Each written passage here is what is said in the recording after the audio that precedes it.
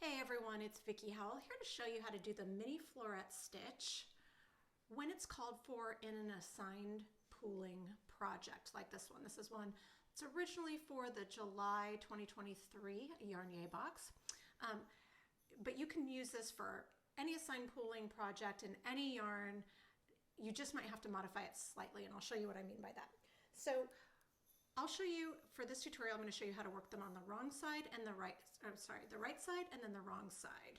Both are an occurrence that you have to do with assigned pooling because you never know when you're going to have that next, contrasting color come up. So for me, the assigned stitches, the fancy stitches that aren't plain stockinette, are with this purple. So I am to a place on the right side of my piece where it is just now starting to fade to purple. I go ahead and get started as soon as I see even a little inkling of it. I also want to show that it will depend how many stitches that this takes up based on which yarn you're using and your own personal tension. So for this particular project with this yarn and my gauge, I'm going to work this over 4 stitches. But if you don't feel like swatching ahead of time and then going up or down a needle so that you get the exact gauge called for in the pattern that I've written, or if you come across this tutorial and you're just going to assign it to another project, you can just sort of wing it. You're still going to have to sort of swatch, but I sometimes live swatch where I'll do it in the piece that I'm already working on and just see what works. So what that means is you need to see how many stitches it takes to use up that secondary color. So I've done the work for you for this project, and for this one it's going to be over 4 stitches. This exact same stitch can be worked over 3, 4, 5, 6, 7, whatever you need to do to get through the color in the matter of what will be a few rows, and I'll show you how to do that. Okay, so first what we're going to do is we're going to knit 4 stitches each with a double yarn over. So that's yarning over twice. Okay, so I've got 1, 2, 3, 4. So you can see that means that I have 8 loops. Okay, because we want to work all of this in our secondary color, that means that we can't keep on going through the rest of our row right now. So we're going to turn the piece and we're going to work the second row of just this stitch pattern right now. So everything else just hangs loosey-goosey on the needles. So next what we want to do is we want to pull each of those stitches off onto your right hand needle, letting that second yarn over drop, or letting not just the second, you're letting the yarn overs drop so that you get these long loops that you can see right here. This is giving us the fabric that we need to work with. Then you're going to slide those 4 stitches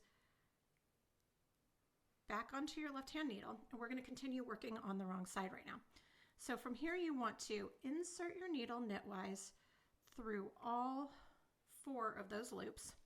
You're going to knit them all together, but leave them on that left hand needle, and then you're going to purl them all together, still leaving them on that left hand needle, and then you're going to repeat that process once more. So that means another knit 4 together, leaving them on, and then 1 more, purling them together.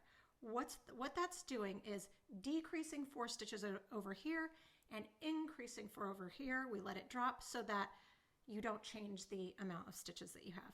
All right, now we're going to turn back and carry on as if we were just working our right side row as normal. So we're going to knit those stitches, and as you can see, my secondary color is about over. There's my green starting to happen, and then we just carry on in whatever plain stitch you're using. For me, it's stockinette stitch across the row. Okay, so that's working a mini floret on the right side. Okay, when it's time to work your floret on the wrong side, it's pretty much the same concept with only a couple of slight variations. So we're going to start, we see that we are about to have, I think I could probably purl 1 more stitch. Okay, we're about to have our purple section. So we are going to, instead of knitting and yarning over twice, we're going to purl and working a double yarn over. And this is the only difference between the two sides. So I'm doing that 4 times for this color repeat. Again, if your gauge is different than mine, or if you're working with a different yarn, you might have to do 5 or 3 or 7. You do you, it's all the same technique. Okay, so then we're going to turn it around, and the rest of this we're actually going to work, or not the rest of it, but a good portion of it we're going to be working on the right side of the piece. So we're going to slip, just as we did before, all 4 stitches, letting those extra yarn overs fall off. Then we transfer those stitches back onto our left-hand needle.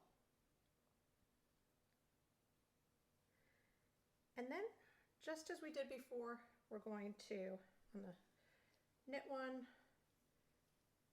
purl 1, knit 1, purl 1, all through all 4 stitches.